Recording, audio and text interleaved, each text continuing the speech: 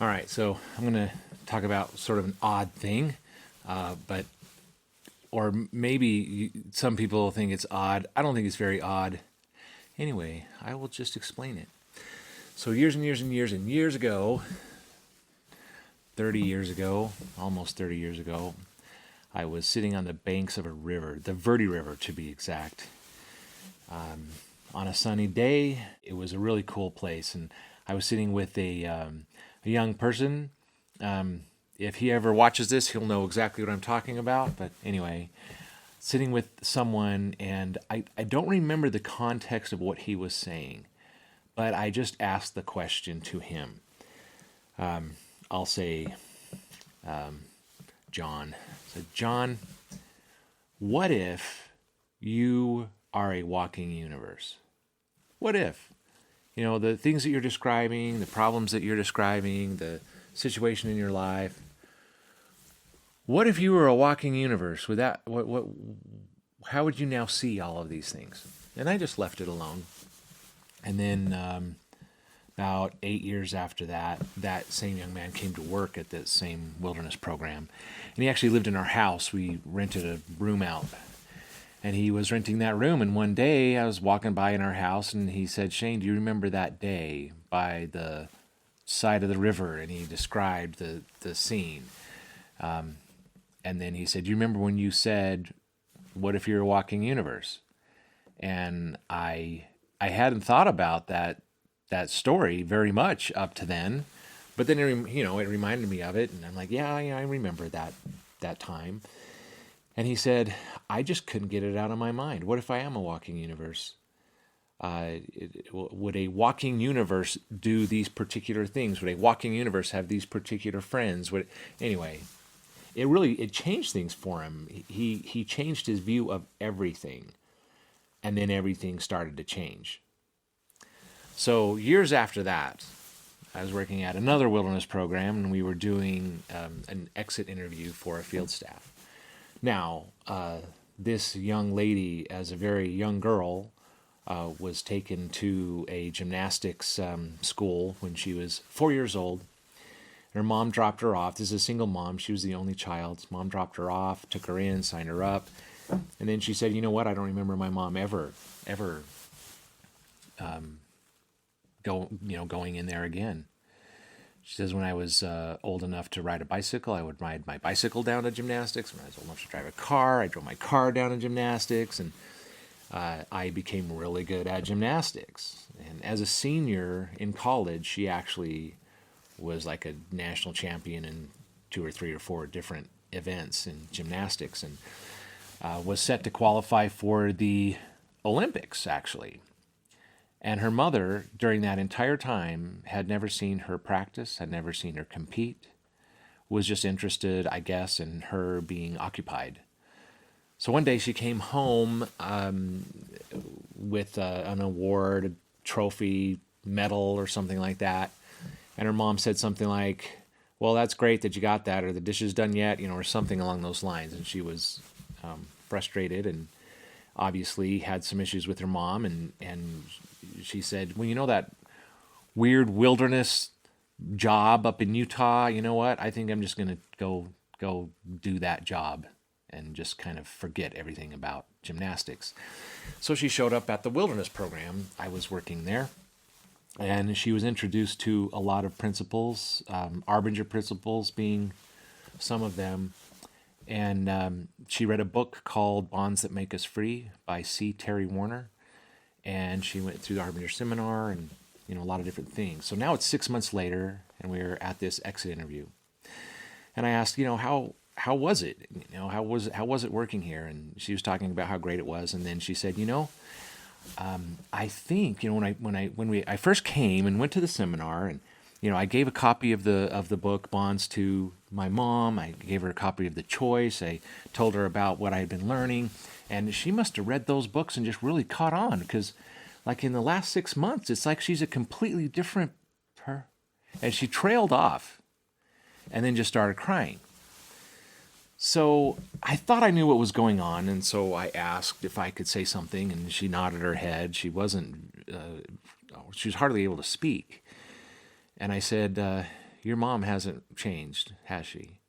And she started crying more dramatically, and then was able to compose herself a little bit. And she goes, I have changed so much. I thought my mother was the one who had changed. I had changed so much.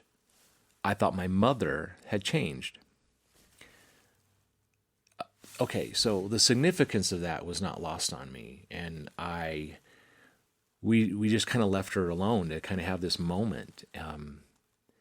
And since then, I've contemplated this a lot. It was a powerful experience for me to witness somebody in the moment of them realizing that they had thought something outside of them had changed, and then in the moment realized it probably hadn't, but that they had changed so much.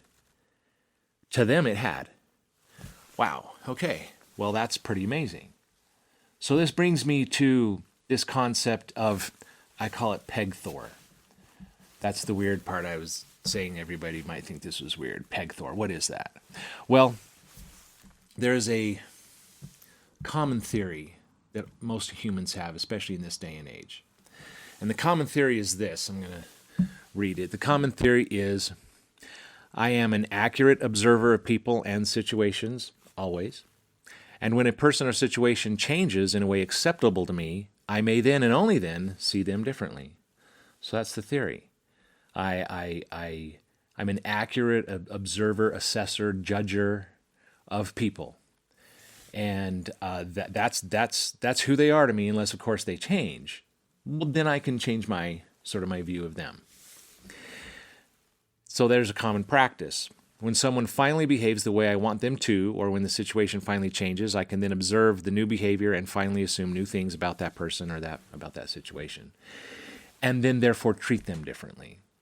So we treat people based on how we see them, especially how we see them compared to us or compared to an ideal. And so we operate in a way in this world according to how we see others, which has a lot to do with how we see ourselves. But anyway, so we're stuck, basically. We're saying my view of others is whatever they present to me, because whatever they present to me, my interpretation of that is certainly accurate. So now, let's go into a whole new theory. Albert Einstein made a comment. It is this. He said, "It is the theory which decides what we can observe." Well, now that's interesting. It's the theory which decides what we can observe. Now, he was talking about physics. Most of us, well, a lot of us are becoming more and more aware of the trickiness of reality when it comes to observing teeny tiny particles on a quantum level. They tend to change based on the way we observe them. So, when we have a particular theory and we seek out to prove it, then we're probably going to be proven correctly. We're probably going to find reasons to continue to go along with what our theory already is. So, it's the theory which decides what we can observe. Now, I don't know if y'all know this, but Albert Einstein, he won the Nobel Prize in 1921 for discovering the law of the photoelectric effect. This is before relativity.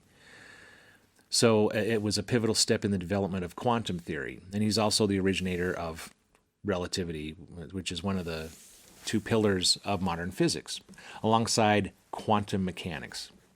And also, a lot of people know he was the recipient of the Nobel Prize, but he was the recipient of another very important award in the realm of physics back in his time, and it was called the Max Planck Medal. So Albert Einstein was the 1929 recipient of the Max Planck Medal. Okay, so Albert Einstein, which, he's a rather famous guy, he was awarded a medal based on the name of somebody else, who's this Max Planck dude. Max Planck is probably more famous now being quoted by Wayne Dyer than he was as a physicist. But as a physicist, he was a huge, huge deal. But he was often quoted by Wayne Dyer, this following quote here: "When you change the way you look at things, the things you look at change."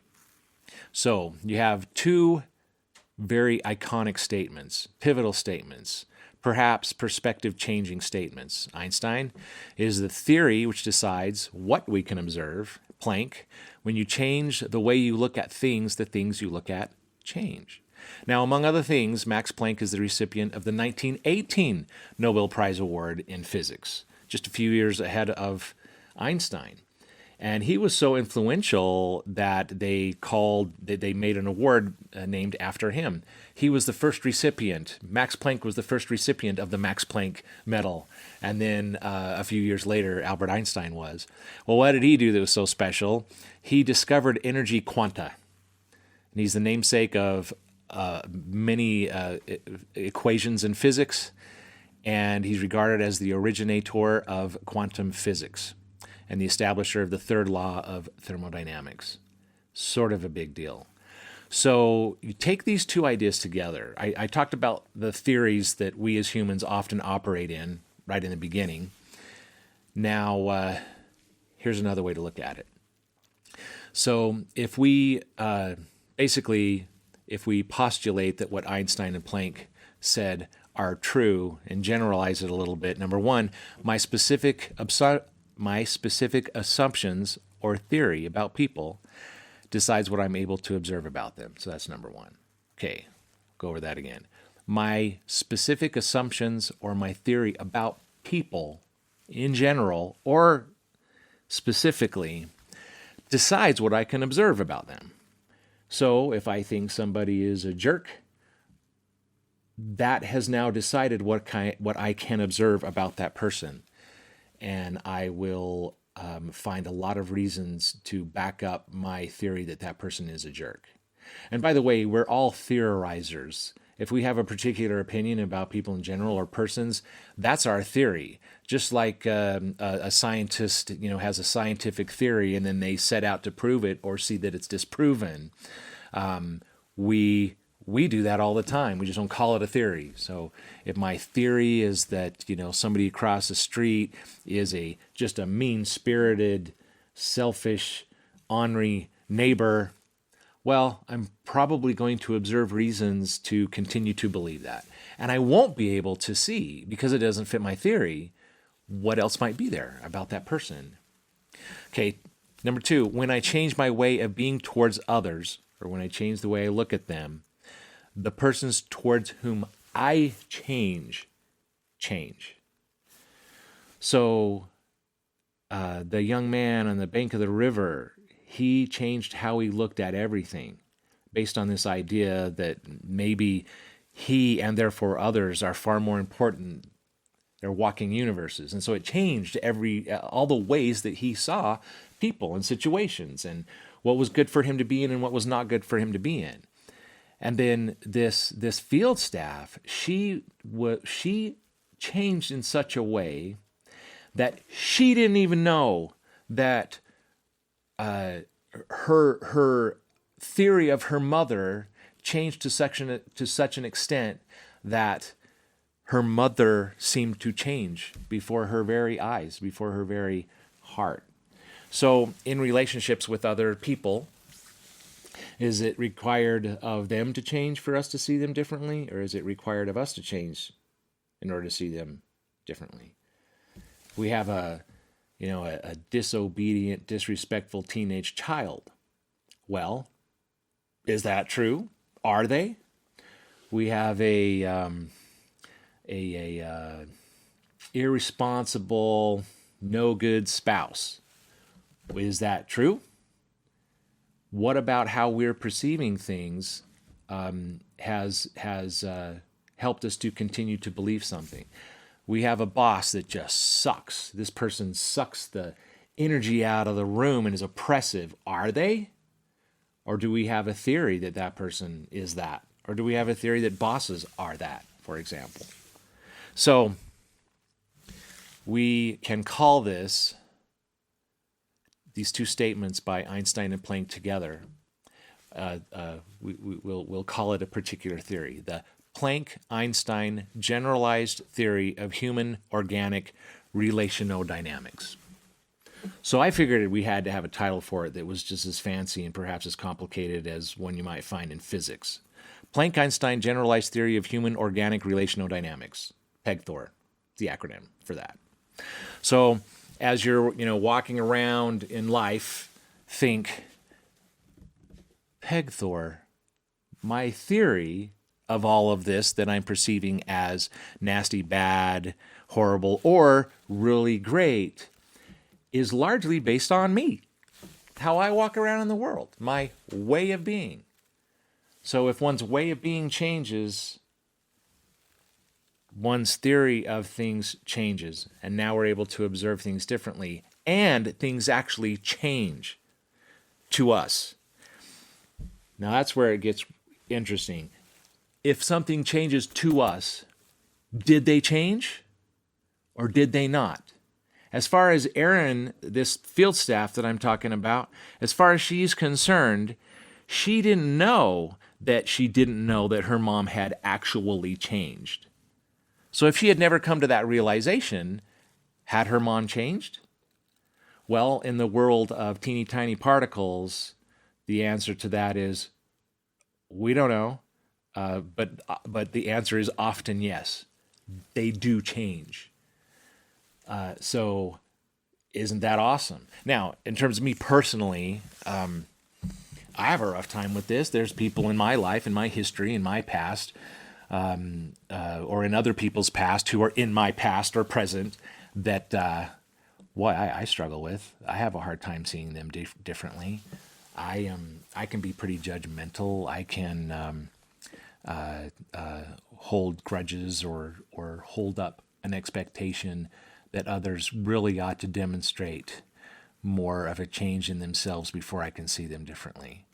So it's not that this is an easy idea, but it's an idea that I wanted to throw out there for all of us to just kind of think about. Pegthor. Planck-Einstein Generalized Theory of Human Organic Relationodynamics. It's the theory that says if I change the way I see people, people change. And which goes along with the theory that what I hold up as a theory controls what I can observe. So there you go. Einstein, Planck, how we can see each other differently. Just think about that.